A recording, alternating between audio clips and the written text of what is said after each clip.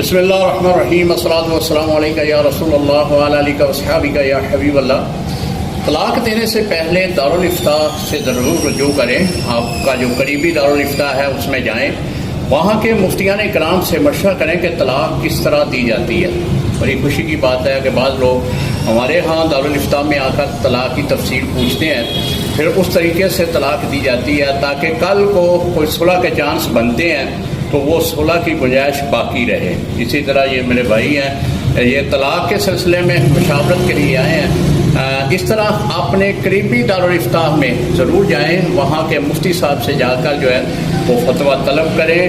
وہ جس انداز میں طلاق رجعی 1 2 3 جس طرح بھی انداز میں وہ طلاق آپ کو شرعی طور پر بتائیں گے اس پر عمل کریں تاکہ کل کو پریشانی نہ ہو۔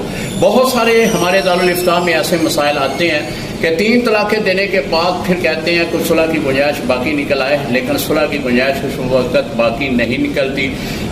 اس سے پہلے کہ کسی مفتیان کرام سے رابطہ کر لیا جائے تو پھر اس طرح پریشانی کا سامنا نہیں کرنا پڑتا۔ السلام علیکم ورحمۃ اللہ وبرکاتہ۔